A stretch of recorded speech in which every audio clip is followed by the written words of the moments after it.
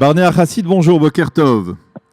Bonjour. Je rappelle que vous êtes le directeur du département Afrique au ministère israélien des Affaires étrangères et que nous vous avons sollicité bien entendu à l'occasion de la visite du président Idriss Déby en Israël, du président tchadien, une visite historique, on l'a dit et répété.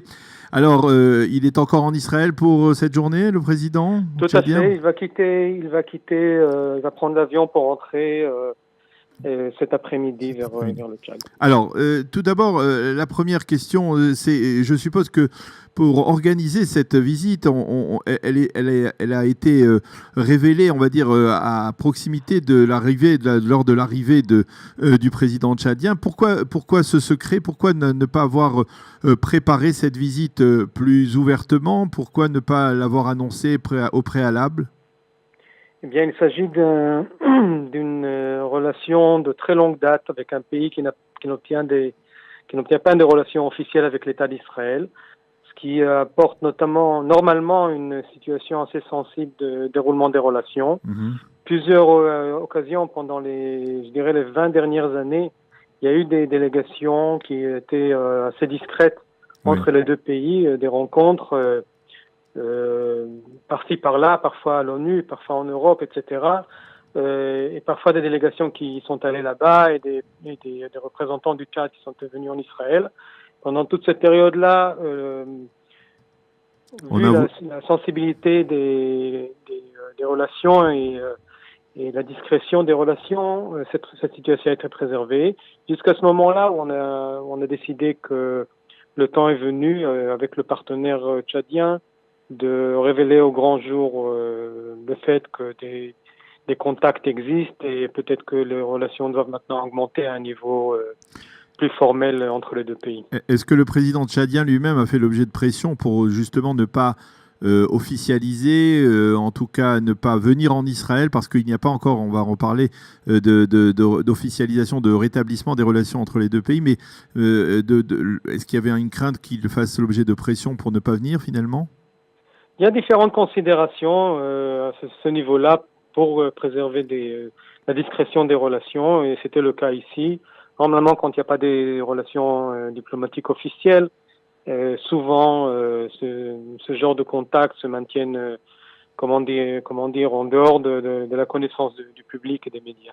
Alors pourquoi finalement, au cours de cette visite, on veut dire que l'appétit vient en mangeant, c'est-à-dire à partir du moment où le président était là, pourquoi il n'a pas profité de cette visite pour annoncer le rétablissement plein et entier des relations diplomatiques entre les deux pays ? Pourquoi seulement dans quelques semaines ? C'est une question qu'il faut poser au président tchadien, pas à Israël. Notre position, bien sûr, est qu'il faut renouveler les relations officielles qui existaient entre les deux pays, les relations diplomatiques jusqu'à 1972, qui ont été rompues à l'époque suite à des différentes pressions du monde arabe. Et nous disons que la première condition et la seule, la plus importante pour normaliser les relations, pour pouvoir échanger, pour coopérer, etc., est d'avoir un ambassadeur de chaque côté qui représente son pays, et à travers le service d'une ambassade et des relations officielles, de développer les relations. Et c'est ce que nous avons essayé d'expliquer le plus possible et de demander du Tchad de faire. Tout d'abord, renouveler les relations officiellement, signer un accord de renouvellement des relations, et par la suite devenir deux pays comme on a des relations avec la grande majorité des pays du monde, avec des relations normales dans lesquelles on développe les échanges, le dialogue, la coopération dans tous les niveaux.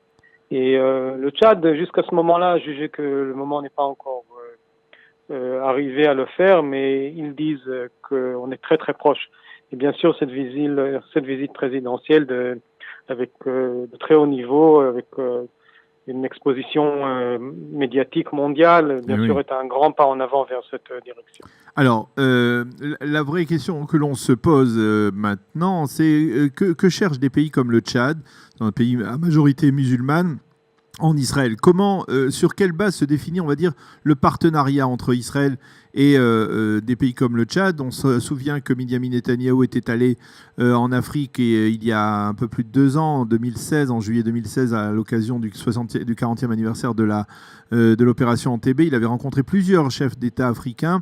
Il y avait une restauration des relations avec la Guinée et on avait parlé également d'un autre pays. Il s'avérait que c'était le Tchad. Donc il y a aujourd'hui un véritable engouement des pays africains pour l'État d'Israël. Tout à fait.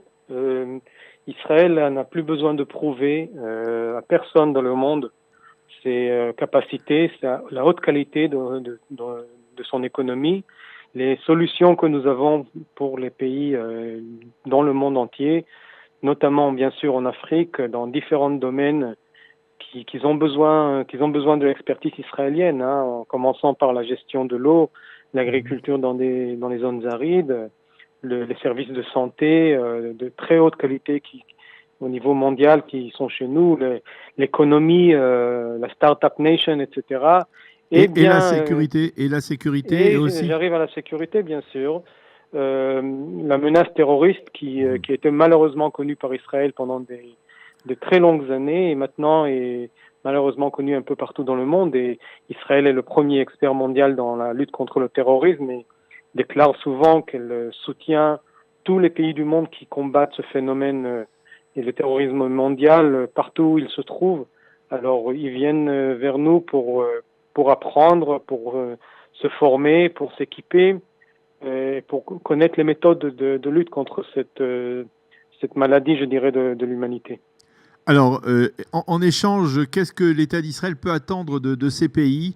Alors, certains ont des ressources importantes. Bon, le Tchad a du pétrole, mais ce n'est pas seulement cela. Qu'est-ce que l'État d'Israël peut attendre de ces pays ? On va parler du Tchad en particulier. Tout d'abord, il faut savoir qu'il n'y a aucune raison de ne pas avoir des relations normales entre le Tchad et Israël. Mmh. Le peuple tchadien admire Israël. Nous avons une grande amitié vers tous les pays de l'Afrique et nous pensons que tous les nations africaines doivent avoir des relations normales avec Israël. On a renouvelé les relations diplomatiques pendant les années 80 avec la grande majorité des pays, plus de 40 pays. Et seuls les pays du Sahel ont choisi de ne pas le faire. Et il s'agit vraiment je pense, une lacune, un retard qui n'est inexplicable. Alors, tout d'abord, la normalisation des relations avec tous les pays africains.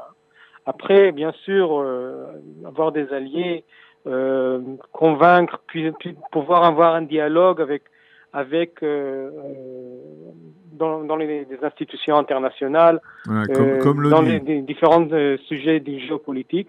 Et bien sûr, le fait que le Tchad est un pays avec une majorité musulmane, qui appartient à la Ligue arabe et qui représente un islam très modéré, qui peut dialoguer avec Israël au niveau culturel, au niveau cultuel.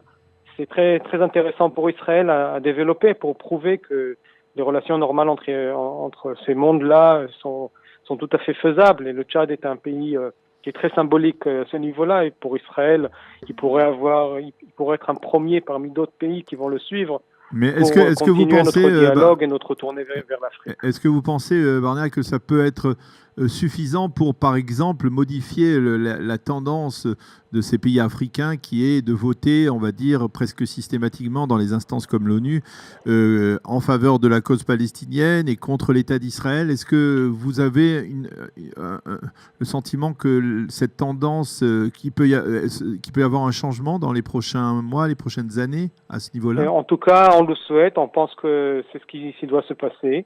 Nous œuvrons sans cesse au ministère des Affaires étrangères pour convaincre les pays, pour travailler avec eux, pour essayer de changer cette majorité automatique mondiale, je dirais, aveugle, qui vote en permanence contre Israël sans vraiment s'intéresser au sujet, et avec les Palestiniens dans différentes résolutions des Nations Unies. Et la voie du dialogue et la voie des échanges et de l'amitié est la voie que nous préférons à le faire pour changer cette tendance mondiale. Il y a d'autres pays, Barnéa, qui sont sur la liste et qui prochainement, d'autres pays africains qui doivent renouer des relations pleines et entières avec l'État d'Israël. On a parlé du Soudan. Est-ce qu'il y en a d'autres Eh bien, oui, nous espérons bien. Vous savez, le reste des pays sont pas nombreux en Afrique. Il y a le Mali, il y a le Niger et d'autres pays africains avec lesquels nous voulons officialiser les relations. Il n'y a aucune raison pour ne pas le faire. Il n'y a aucune hostilité entre nous et même si on n'est pas toujours d'accord sur tous les points, il n'y a aucune raison de ne pas avoir de relations officielles et c'est là-dessus que nous appuyons et nous espérons y arriver très prochainement. Eh bien, merci beaucoup, Barnea Chassid, directeur du département Afrique au ministère israélien des Affaires étrangères, de nous avoir éclairé sur cette visite importante et historique du président Idriss Déby en Israël. Merci d'avoir été avec nous ce matin sur Studio Kalita et bonne journée. Shalom. Merci, Daniel. Bonne journée.